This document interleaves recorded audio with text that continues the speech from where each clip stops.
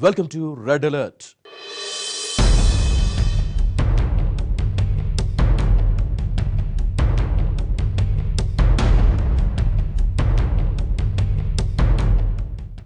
ఓ అమ్మాయి కనిపించకుండా పోయింది. కొద్ది రోజుల తర్వాత అమెరికాలో ఉన్నా అంటూ ఫోన్ చేసింది. కానీ ఆ మురిపం కూడా ఎన్నో రోజులు మిగలలేదు. మరి ఆమె నిజంగానే అమెరికా వెళ్ళిందా? అసలు స్టోరీ ఏంటి ఇప్పుడు చూద్దాం.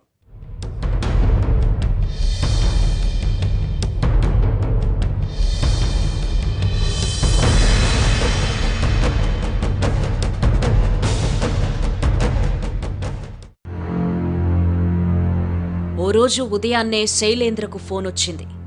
4 రోజులుగా అలసిపోయిన శైలేంద్రకు ఆ సెల్ నంబర్ చూడగానే పోయిన ప్రాణం తిరిగొచ్చినట్లయింది. అది తన కూతురు ఆకాంక్ష సెల్ నంబర్.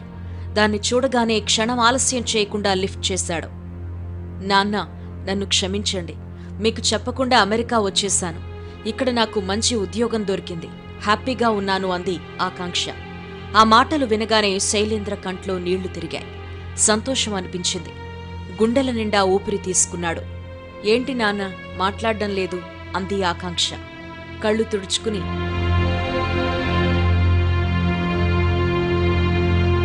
ఏంటమ్మా ఇలా చేశావు?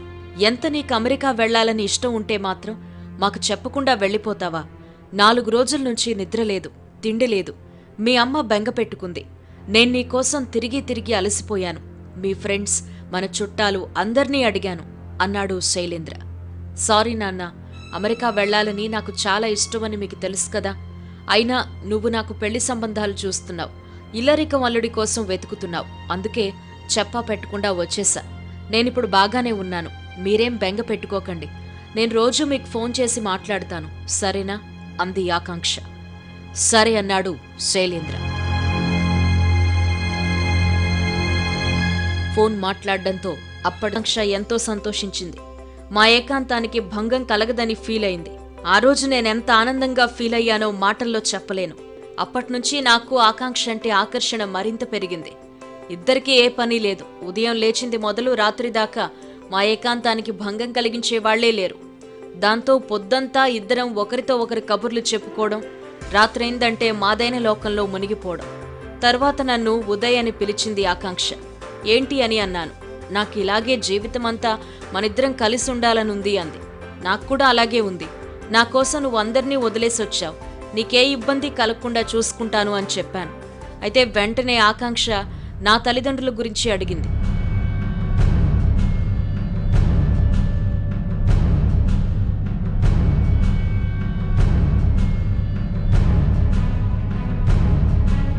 వాళ్ళిద్దరినీ నేనే చంపేశానని చెప్పాను. ఆ మాట వినగానే ఆకాంక్ష షాక్ తింది. ఏంటి ఉదయ్ నువ్వు అంటోంది అని అడిగింది. నిజమే చెబుతున్న ఆకాంక్ష. మా అమ్మా నాన్న పదే పదే నా గురించి నెగిటివ్గా మాట్లాడడంతో తట్టుకోలేకపోయాను. వాళ్ళిద్దరినీ చంపేశాను అని చెప్పాను. అప్పట్నుంచి ఆకాంక్ష నన్ను చూస్తే భయపడేది. నాకు దగ్గరగా రావాలంటే ఆలోచించేది. అంతకుముందు నా ఎఫెక్షన్ మొత్తం తగ్గిపోయింది. రాత్రి సమయాల్లో నా దగ్గర పడుకోవడం కూడా మానేసింది. దీంతో ఇద్దరికీ గొడవలు మొదలయ్యాయి. ఓ రోజు ఆకాంక్ష టీవీ చూస్తోంది. నేను వెళ్లి పక్కన కూర్చున్నా. ఆమె మీద చెయ్యేసి దగ్గరికి తీసుకున్నా. ఆకాంక్ష, నా మీద ప్రేమతోనే నువ్వు వచ్చావు కదా, నేనంటే ఇష్టమే కదా, మరి ఇలా ఎందుకు చేస్తున్నావంటూ అడిగాను. అయినా ఆకాంక్షలో భయం తగ్గలేదు. పిచ్చిదానా, నువ్వు నా భార్యవు కాబట్టి నీతో నిజం చెప్పాను. నువ్వు ఇంతగా భయపడతావంటే నీకు చెప్పేవాడినే కాదు. అన్నీ మర్చిపో, హాయిగా ఎంజాయ్ చేయొచ్చు.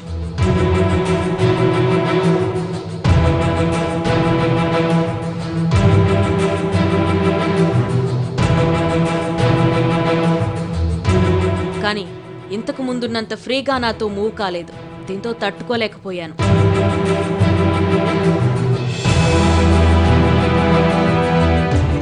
అలాగే ఆమెను గొంతు నులిమి చంపేశాను.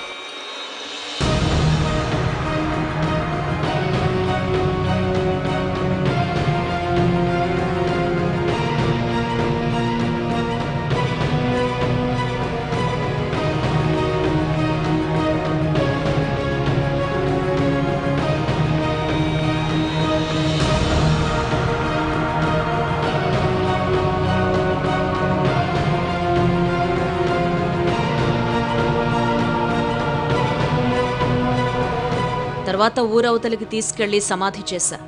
చెప్పడం ఆపేశాడు ఉదయ్. దుర్మార్గుడా, నువ్వు మనిషివి కాదురా, నిన్నిలాగే వదిలేస్తే సమాజానికి నష్టం అన్న ఎస్ఐ బల్వీందర్ సింగ్ తన టీంతో ఉదయ్ను లోకల్ పోలీస్ స్టేషన్కు తరలించాడు. అక్కడి నుంచి కోర్టు అనుమతితో తమ స్టేషన్కు తీసుకొచ్చాడు. ఉదయ్ హిస్టరీ మొత్తం స్టడీ చేశాడు ఎస్ఐ బల్వీందర్. ఉదయ్ కాస్త నల్లగా ఉంటాడు. అతన్ని క్లాస్లో అందరూ ఏడిపించేవారు. దీంతో సైకోలా మారాడు. చాలా మందితో తగులు పెట్టుకునేవాడు. తల్లిదండ్రులకు ఒక్కడే సంతానం కావడంతో వాళ్లు ఉదయ్ ఆగడాలను భరించారు. పోలీస్ కేసులు అయినప్పుడల్లా విడిపించేవారు. కానీ చివరకు వాళ్లను కూడా హత్య చేశాడు. ఎప్పుడూ ఒంటరిగా ఉండే ఉదయ్ ఎక్కువగా క్రైమ్ సినిమాలు చూసేవాడు. డెవిల్స్ నాట్ అనే అమెరికన్ క్రైమ్ సినిమా చూసిన తరువాత అందులో చూపించినట్లుగానే తల్లిదండ్రులను హత్య చేసినట్లు ఉదయ్ చెప్పాడు. దీంతో ఉదయ్ సైకో అని అర్థమైంది. ఆకాంక్ష బతికున్న సమయంలో ఆమె తల్లిదండ్రులకు ఫోన్ చేసింది. ఆమెను చంపేసిన తరువాత ఉదయ్ ఆకాంక్ష తల్లిదండ్రులకు అనుమానం రాకుండా ఆమె చాటింగ్ చేస్తున్నట్లు వారిని నమ్మించాడు. ఆకాంక్షను చంపిన తరువాత ఆమె ఇంటికి కూడా వెళ్లాడు. అమెరికాలో ఆకాంక్షను కలుస్తా అని చెప్పి అతని ఫేస్బుక్లో అంతకు ముందే ఇద్దరూ కలిసి దిగిన ఫోటోలు పోస్ట్ చేశాడు. చూశారుగా, ఫేస్బుక్లో పరిచయమైన ఓ సైకో బారిన పడి ఓ అమాయకురాలు తన విలువైన ప్రాణాలు కోల్పోయింది. వాడెవడో తెలియదు, ఎలాంటి వాడో అవగాహన లేదు. కానీ ఫేస్బుక్ చాటింగ్తో ఆకర్షణకు లోనై తల్లిదండ్రులను కూడా వదిలిపెట్టి వాడి దగ్గరికి వెళ్ళింది. అలాంటి ప్రియురాల్ని పువ్వుల్లో పెట్టి చూసుకోవాల్సిన వాడు చివరికి కాటికి పంపాడు. కన్నవాళ్లకు కడుపు కోత మిగిల్చాడు. అపరిచిత స్నేహాలు, సోషల్ మీడియాలో ఆకర్షణలు సురక్షితం కావని హెచ్చరిస్తోంది వాస్తవంగా జరిగిన ఈ సంఘటన.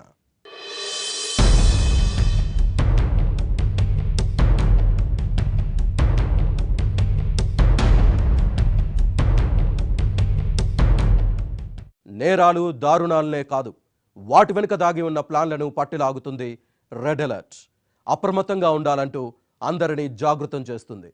అలాంటి కథనాల గురించి చెప్పేందుకు మళ్ళీ వస్తుంది రెడ్ అలర్ట్.